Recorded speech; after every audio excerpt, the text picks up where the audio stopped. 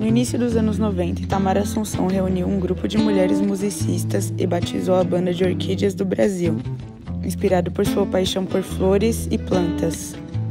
Com elas, gravou a trilogia Bicho de Sete Cabeças, lançada em 1993, marcando uma nova fase da sua trajetória. Eu senti que os homens não dariam conta do que eu iria fazer em termos de poesia. Meu nome é Tata Fernandes, eu faço parte da Banda Orquídeas do Brasil, que interpreta o repertório de Itamar Assunção. Meu nome é Miriam Maria, eu sou cantora. Eu entrei para cantar no Itamar quando eu estava lá no começo da minha trajetória musical. Eu sou Adriana Sanches, sou uma das Orquídeas, toco teclado e faço vocal. Bom, agradecer vocês. Primeiramente, quando eu cheguei, vocês foram me receber, entrei lá na salinha, vocês me mostraram uma tirinha do Itamar, eu fiquei super emocionada. Na hora que acabou o show, fiquei muito emocionada e também chorei pra caramba. Eu sou Nina Blaut, percussionista das Orquídeas. Eu sou a Lelena e toco baixo. O Itamar me chamou pra tocar baixo lá na banda e eu toco baixo até hoje. Eu sou a Simone e toco flauta e sax. Este vídeo conta com depoimentos das integrantes da Banda Orquídeas do Brasil, gravados logo após sua apresentação no Centro Cultural Vila Formosa. O material é resultado de uma vasta pesquisa sobre a trajetória do grupo, suas conexões com a música brasileira e a herança de Itamar Assunção. A Banda Orquídeas está junta já há mais de 30 anos e é uma banda formada só por mulheres. Nós começamos fazendo cover, né? Porque o som do Itamar era uma coisa muito diferente, né? O processo de criação do Itamar era uma coisa muito intensa e muito fértil. Para chegar na linguagem dele, porque a linguagem dele é uma coisa complexa, né? E não usual, né? É um lugar diferente. Ele passava as linhas pra gente, porque acabaram que ficaram duas baixistas. Eu no primeiro show não podia fazer, ele chamou a Clara, aí ele não me mandou embora, eu voltei e ficamos dois baixos. E a minha história assim, com o Itamar foi muito legal, porque um dia eu estava em cima da bicicleta assistindo o show da Cássia Eller no Vão Livre do MASP. E a Tata, que é a cantora ruivinha, ô Jorginha, você toca guitarra? Quer tocar a guitarra com o Itamar? Nossa, eu tô arrepiada. Eu falei, putz, não acredito. E aí eu fiz uma promessa que se fosse, eu ia de bicicleta no primeiro ensaio. Era lá no Morumbi, 35 quilômetros. Eu senti assim, nos primeiros encontros e ensaios com o Itamar, que eu conquistei um pouco ele pela voz, por causa dos vocais que eu sabia fazer, eu sabia abrir tudo, né? Mesmo que ele me olhava assim de canto de olho, fora do óculos, de meu plano dele.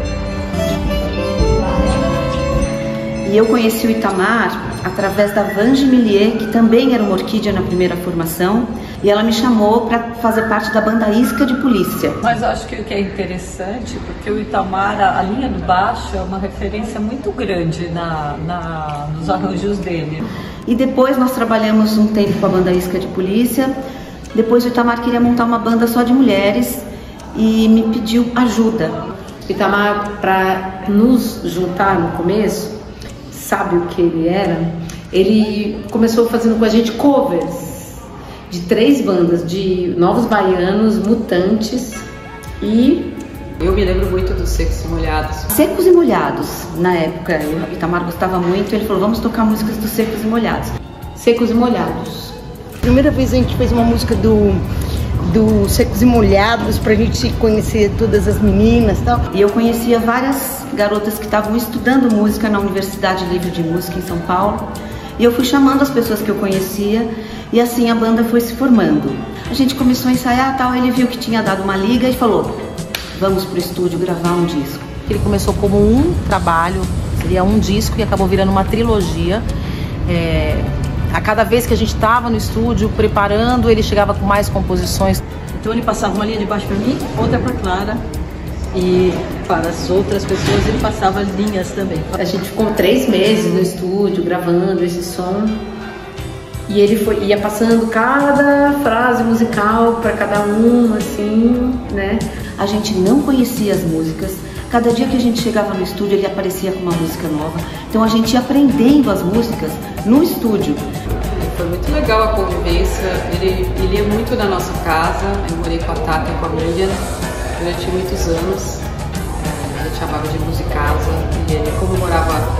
aqui na Zona Leste, quando ele ia, às vezes ele ficava bastante, dormia, a gente acordava com cheiro de feijão na casa, 5 da manhã ele já estava fazendo feijão.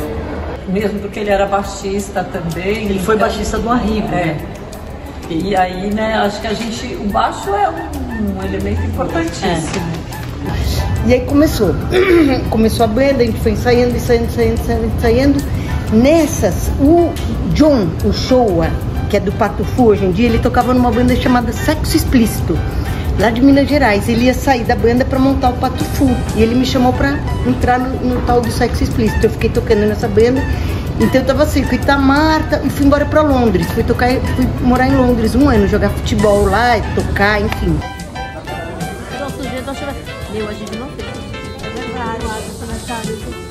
E aí a banda virou. E eles foram fazer as fotos da capa, eu cheguei no dia. Então eu não tô na capa porque eu cheguei no dia das fotos. E a gente foi estrear a trilogia, consegui gravar todas as guitarrinhas sozinha, porque todas já tinham gravado no estúdio.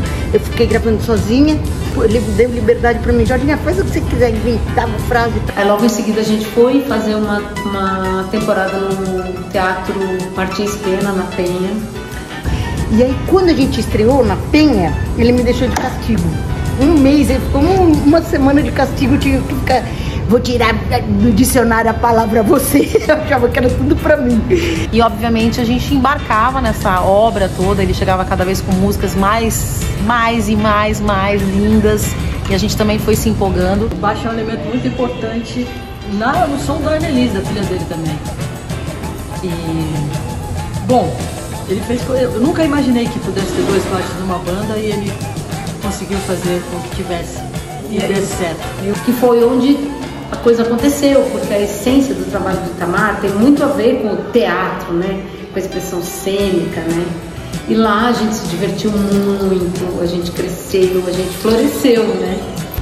E a criação dos arranjos, ele tinha uma coisa meio mântrica, ele criava os arranjos, ele já tinha tudo na cabeça dele, aquela linha rítmica, melódica, percussiva, e ele ia passando para cada menina e a gente ficava às vezes horas ali repetindo aquela frase de cada instrumento, que no primeiro momento parecia uma frase totalmente, às vezes até sem sentido, e quando tudo ia se juntando como um quebra-cabeça, você via que aquilo tinha muito sentido. Começava geralmente pela linha do baixo mesmo. E aí nós, que não éramos baixistas, aprendíamos a linha do baixo também. E aí a gente aprendendo a linha, mais ou menos de todas, até juntar nessa engrenagem quase, que é esse estilo da música do Itamar. A flauta, por exemplo, faz uma coisa que as flautas normalmente não fazem. Ela é um looping também de uma linha, é diferente, sabe, isso, né? E a gente começou a entender que a cabeça do Itamar trabalhava mesmo. Ele tinha o todo na cabeça dele e ele conseguia distribuir para cada instrumento, cada pedacinho daquele todo, e a gente conseguia, então, construir todos os arranjos que vocês ouviram, que são os arranjos originais.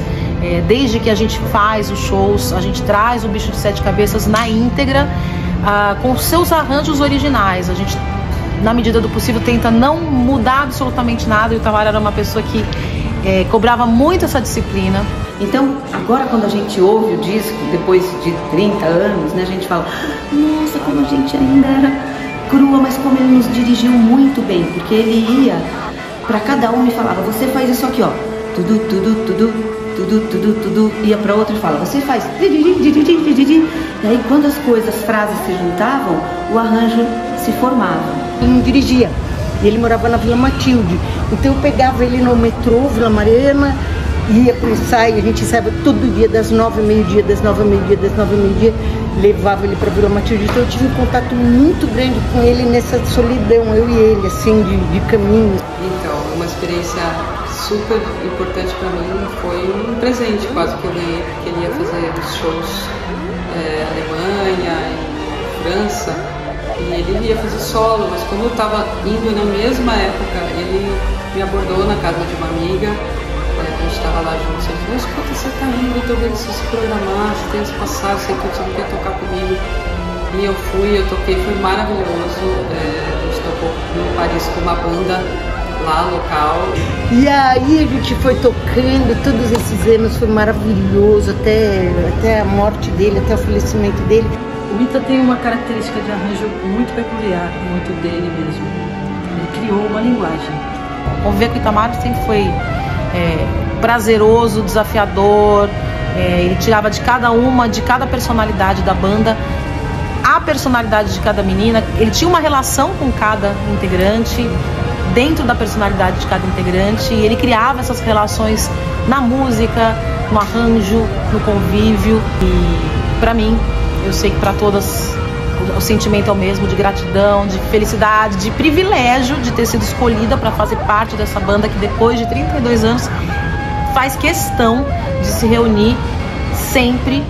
Todas hoje são artistas com trabalhos muito lindos, separado, mas a gente faz questão de se reunir dentro das Orquídeas, que é uma banda nossa e que a gente traz para manter viva essa obra, para que novas pessoas conheçam, vivam o que a gente viveu, para outras pessoas que gostavam na época que ele estava vivo venham ouvir. Então acho que poucos grupos no Brasil conseguiram manter na sua formação original 9 integrantes por tanto tempo. São 32 anos, 33 anos, então é um privilégio, é um prazer, é uma gratidão e obrigada por fazer parte da história do Itamar Assunção e das Orquídeas do Brasil.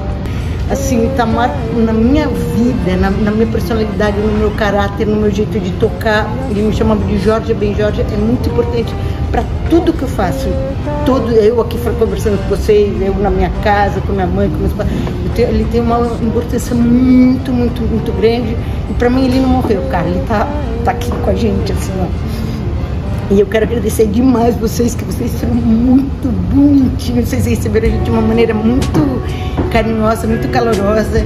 E essas pessoas que assistiram a gente aqui na Virada Cultural, porque é uma música, um tipo de música muito difícil para ser absorvida por uma pessoa entender, porque é bem difícil. Então eu agradeço vocês demais por teu carinho, tua generosidade. Obrigada, viu? Boa sorte para vocês, espero que a gente volte aqui muitas vezes. A gente tem essa graça de ter esse grupo reunido ainda, né? A mulherada aqui, e levando o som dele pra frente. E depois que ele foi embora, a gente, como a gente se ama tanto e ama tanto esse repertório, a gente resolveu continuar. E estamos aqui. Hoje fizemos esse show aqui na Virada Cultural, no Centro Cultural Vila Formosa, que foi uma delícia. Muito obrigada. Esse quadrinho aqui fui eu que fiz, do Itamar, porque como ele não tá mais com a gente, todos os shows a gente arrasta ele para dentro da van, para dentro do carro, enfim. Ele é um criador de linguagem, é compositor, mas ele criou uma linguagem. Eu acho que quando ele chamou as Orquídeas, ele estava mudando um pouco até a linguagem dele do que era da Isca de Polícia, né? Se você escutar o som da Isca de Polícia e depois as Orquídeas, é uma mudança muito grande. Mas é uma mudança que eu acho que estava refletindo ele mesmo, né? Total. Hoje em dia eu tenho a sensação de que quando as pessoas escutam o show das Orquídeas, elas já compreenderam muito melhor essa nova sonoridade do que na época que a gente tocou assim logo depois da Isca, que tinha uma certa estranhamento da Isca, um estranhamento talvez. Porque a Isca era outra, muito diferente, né? Tinha muita a cara dos músicos que tocavam na Isca. O Chagas, o Gigante. Né? Acho que sim, isso. E aí com as Orquídeas, não, ele pegou a gente super no começo. Ele dava cada coisa pra gente fazia exatamente o que ele falava pra gente fazer. Exatamente. A gente até hoje. Até hoje, a gente continua fazendo. A gente mantém um pouco isso. A gente mantém pra manter o arranjo dele.